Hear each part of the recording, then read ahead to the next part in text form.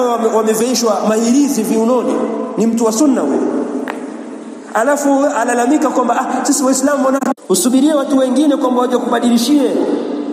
Sunna imekataa kuingia kwenye nyumba yako. Kwa nini? Tazama tatizo. Tatizo ni wewe hujabadilika kuwa ni mtu wa sunna. Ukibadilika kuwa mtu wa sunna kweli, mkeo atabadilika, wanao watabadilika, kwa sababu utakuwa ni mkweli, kwa sababu pia sunna yahitaji ukweli. Na hili ndio linatudhuru sisi watu wa sunna. Baadhi ya ndugu tuliokaa nao hawawi wa kweli katika sunna. Yuko mguu nje mguu ndani, anachana msamba. Kwenye bid'a yupo, kwenye sunna yupo. Na haya ndio mambo ya baadhi ya mambo yanawakusanya baadhi ya watu. Yani kuna baadhi ya vitu vinawakusanya watu, anaona kuviacha ni vigumu.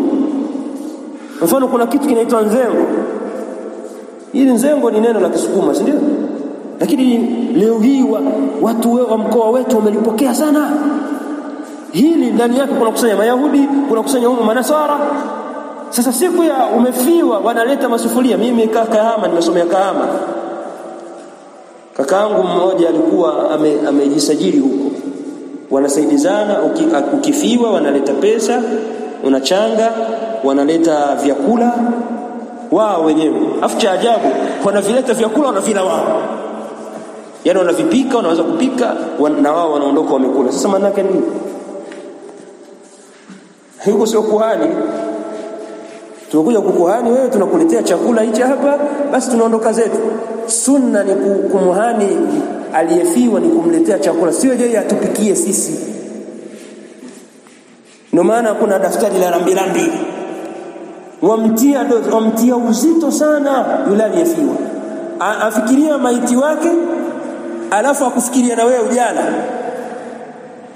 Mtume sallallahu alaihi wasallam aliwakataza watu kwamba, aliwaambia masahaba, mpeni familia Jaafar kwa sababu wamefikiwa na jambo lenye kuwashughulisha. Lakini sisi wenyewe kama kueleweki msibani, unaanza kufikiria amekufaje. Kama watu wa maulidi wanasema maulidi kama hamna wali, hiyo mtume asaliwe hapa. Hiyo sio maulidi. Yaani maulidi kama haina wali sio nini? Sio maulidi. Haya yamesemekana baadhi ya watu wa Kenya. Maulidi ugali. Kwa maana kitengenezwe kama maulidi hakuna wali, maulidi hakuna.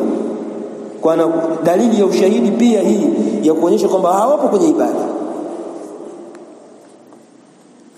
Kwa lazima ndugu zangu katika imani tubadilike sisi kuwa ni katika hali ya sunna. Tukubali mawaidha ya watu wanaowaidhi kunako watu hawa, watu wa bid'a.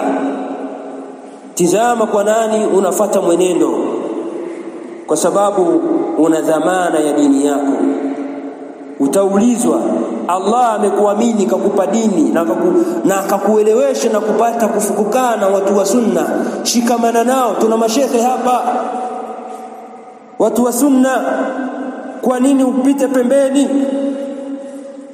Kwa nini upite pembeni? Na hili lote linasababishwa kukaa na watu wa bid'a. Hao wazushi hao ni kwa sababu ya watu kukaa nao na kufanya nao jamaa. Mwenendo wa wema waliotangulia walikuwa vipi? Muamala wao ulikuwaje kana watu wa bid'a wazushi katika dini ya Allah tabaraka wa taala?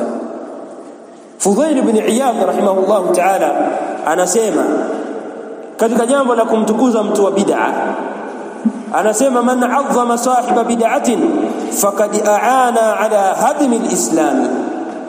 Atakayemtukuza mtu wa bid'a atakuwa amefanya usaidizi wa kuporomoa na kuharibu Uislamu. Allahu musta'an. Unaonaje siku ya kiyama unakuja unamwambia wewe ni katika watu walioharibu Uislamu? Mimi niko nafanya sunna. Wewe ni katika miongoni. Huyu ni nani? Amefanya tu jambo la kumtukuza. Yule shekhe amesoma kadha na kadha. Huyu kadha na kadha, nafasi kubwa. Huyu ni Fudhail ibn Iyad rahimahullah ta'ala, anasema mwenye kumtukuza mtu wa bid'a anakuwa amesaidia kuporomoa Uislamu. Kama tulivyotangulia mwanzo kwamba mtu wa bid'a inaharibu Uislamu na inaharibu sunna. Sasa anayemtukuza yule ambaye anatembeza hii bid'a anakuwa amesaidia kuua sunna na amesaidia kubomoa Uislamu. Akasema jambo jingine, waman tabassama fi wajhi mubtadi'in, na atakayetabasamu kwenye sura ya mtu wa bid'a, faqad istakhaffa bima anzala Allah ta'ala ala Muhammadin sallallahu alayhi wasallam, atakuwa amevidogesha na kuvidharau kile alichokiteremsha Allah juu ya mtume Muhammad. Kutabasamu mtu wa bid'a akachekesha, mfano leo hii kwenye simu zetu na wakina vipozeo, si ndio? Wale wazee wa mizigo, si ndio? Si wazee wa nini? Watu wanaotoa bid'a wengi kwenye simu zao, wafahamika kwamba hao ni watetezi wa bid'a kabisa, lakini ndani yake ndana anamtukuza mtu huyu mpaka amweka kwenye mlio. Kwani azungumzi aya? Hujaambiwa kwamba mtu wa batili azungumzi aya, atatetea vipi batili yake? Kwa hiyo mtu anacheka kwa mtu wa bid'a akamfurahikia, katabasamu, anakuwa amedharau na kushusha kile alichokiteremsha Allah juu ya mtume wake. Kisha akasema, waman zawwaja karimatahu min mubtadi' faqad qata'a rahimaha, anayemuozesha binti yake karima, kwa sababu wafahamika wanaozesha ni wazazi, ndio wa kiume. Anayemuozesha binti yake mtu wa bid'a anakuwa amekata udugu. Allahu musta'an. Lakini sisi wazazi uje na kibunda kama wanavyosema mtaani, si ndio? Wewe unafanya kazi gani? Si ndio? Mtu anakuja kuoa kwako, sawa mzee, unamuuliza wewe una kazi gani? Je, wewe umeajiriwa au hujaajiriwa? Pesa unazo? Kwanza weka mezani. Haya maneno yamekhalifu sunna, utarajie hasara baadaye. Mtume ameweka mwenendo, wallahi tazameni ndugu zangu katika imani, ukikhalifu mwenendo wa mtume mara moja taraji hasara duniani kesho na akhera. Leo hii wameacha vigezo vilivyowekwa na mtume sallallahu alaihi wasallam, wamechukua vigezo vingine vya mbali kabisa ya kwamba mzazi huyu anataka dunia, sio kwamba anamtakia khairi mwanawe. Amekuja mtu haeleweki. Zamani sisi wazee wetu, baadhi ya wazee ambao sisi wengine tumewaona, kumsindikiza mtu mmoja akaenda kuchumbia. Yule mzee alimwambia, shika hili dumu hili, shika udhu hapo, kabla ya mazungumzo shika udhu bado. Akashika udhu yule kijana au kufika huko, akamwangalia udhu huko ameacha alama huko miguuni, udhu hujatimia. Walivokaa pale ndani akamwambia, wewe ndo unamtaka binti yangu? Kama hujui kushika udhu binti utampokea? Hapa kuna binti ya kuweza kumuoa mtu ambaye hajui hata kuswali. Akamfukuza. Vipi sisi sasa? Mtume anasema, man ataakum tardhauna dinahu wa khuluquhu fazawijuhu, atakapokujieni yule ambaye mnaridhia dini yake na tabia yake, basi muozesheni. Mambo mangapi?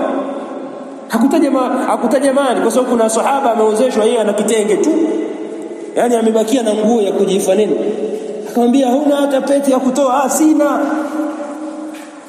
Mwisho soma Qur'an ndio mahali. Maana vijana wamekuwa wazinifu wengi kwa sababu kuna uzito, lakini uzito ungekuwa unaupata kwenye dini watu wangesoma.